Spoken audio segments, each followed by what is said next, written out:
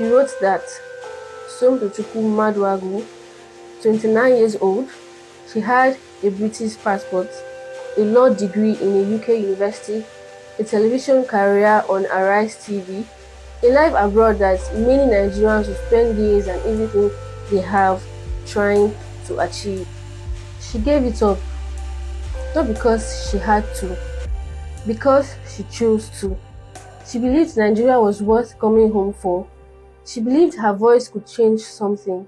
She believed the people who understood what was broken were the ones responsible for fixing it. So she came back. This is a story of what Nigeria did to that belief.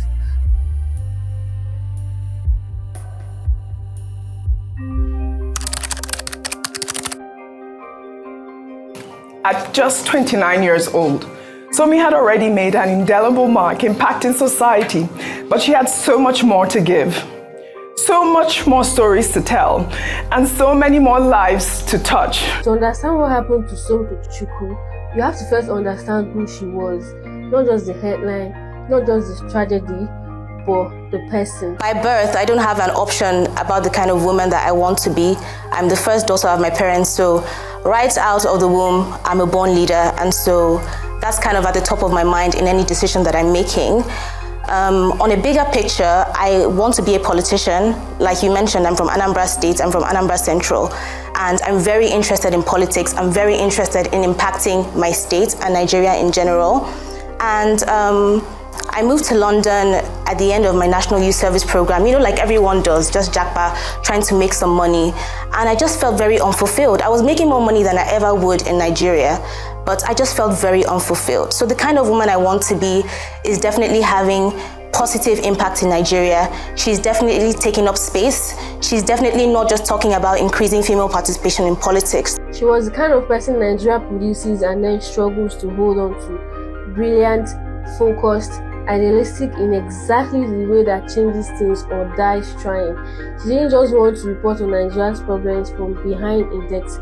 She wanted to enter the rooms where those problems were created. She wanted to be inside politics. She wanted her voice not just on the screen, but in the structures that shape 100 million lives.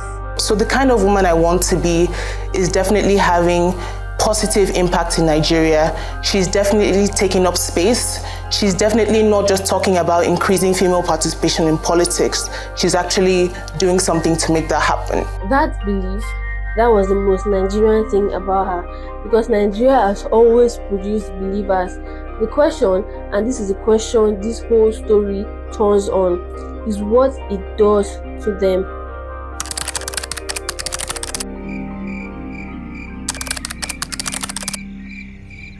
Armed men entered the apartment complex. Residents called the police. The police did not come. Sommie ran. Third floor balcony. Behind her are men with guns. Below her a concrete. She jumped. She survived the fall. Broken, bleeding, but alive. She was carried to Maritime District Hospital. She was still breathing when she arrived. The staff asked for identification before they could treat her.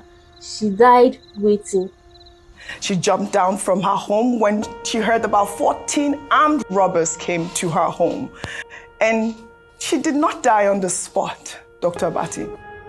She went to the hospital and she was rejected. A British passport, a law degree, a television career she gave up for this country, a belief that Nigeria was worth saving. None of it mattered in that corridor. But here's the uncomfortable truth. The police that didn't arrive for Sommie, that was not their first time. That was not their first failure. The hospital that asked for ID before saving a life, that was not their first time too. The system didn't fail her because she was unlucky. It failed her because it had been failing consistently, completely, quietly for a very long time. And therefore we have to go back further, because this is not Sommie's story alone. This is a pattern. If Sommie's death was an isolated tragedy, we could grieve and move on, but it isn't, because the same week Sommie died, Another family was waiting in another corridor. Another phone was ringing. Another institution was failing the person who needed it the most. And the reason we know it's a pattern, go back 11 years. Boko Haram has cut an infamous and deadly reputation for itself in Nigeria, and a particularly cruel tactic of the Islamist militant group is every parent's worst fear. 276 girls went to sleep in their dormitories. The next day was exams day.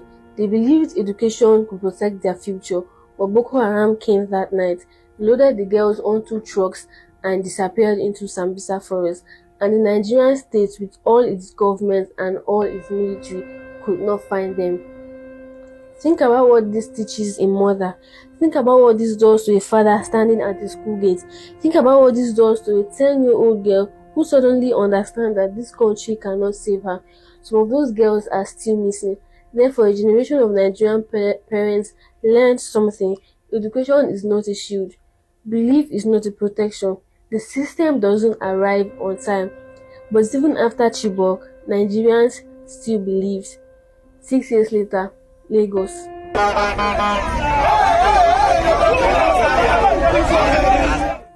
Young Nigerians filled the streets, not with weapons, with flags, with songs, with the most dangerous thing any government can face, organized belief.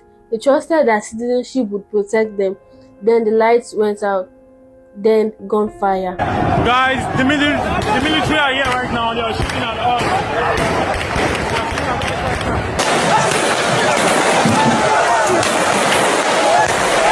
DJ Switch streamed it live. The world watched. Bodies were carried with bare hands. A judicial panel later confirmed unarmed protesters had been shot. But years later, no justice, no accountability, nothing.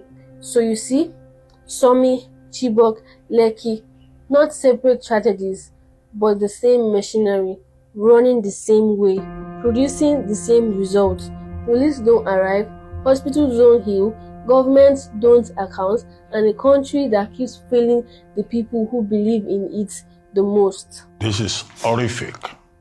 That lives will be lost in a country where there is a government, and where the responsibility of government is to save lives and property. And yet, on a daily basis, we keep hearing these stories about Nigeria happening to persons. There's another way Nigeria happens to you.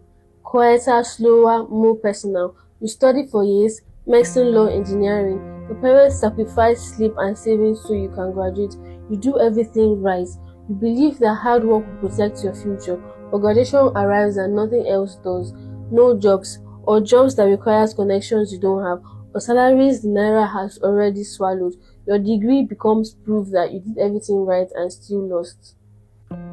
Some people leave, some stay and quietly adapt, some become numb, and that numbness is Nigeria happening to you in slow motion, because the most dangerous thing is not when the system kills your body, it is when it kills your imagination, when you stop dreaming, not because you failed, but because the country has trained you not to expect anything. That is when survival replaces ambition, and the nation of survivors is not a nation, it is a waiting room. She had a way out. That is the thing that stays with you. A British passport is not a small thing. It is the thing that Nigerians risk everything they have to acquire. It is the thing that families sacrifice generations to secure for their children.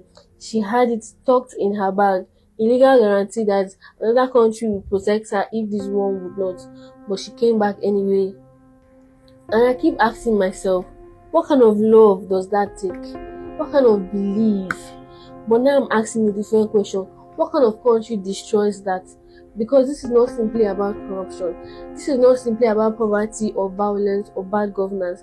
This is about what Nigeria does to people who love it enough to stay.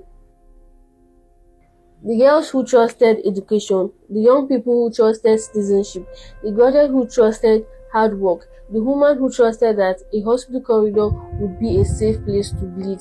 Every single one of them believed Nigeria was worth something, and every single one of them paid for that belief. At some point, a society must ask itself, how much belief can we afford to bury before we run out of believers?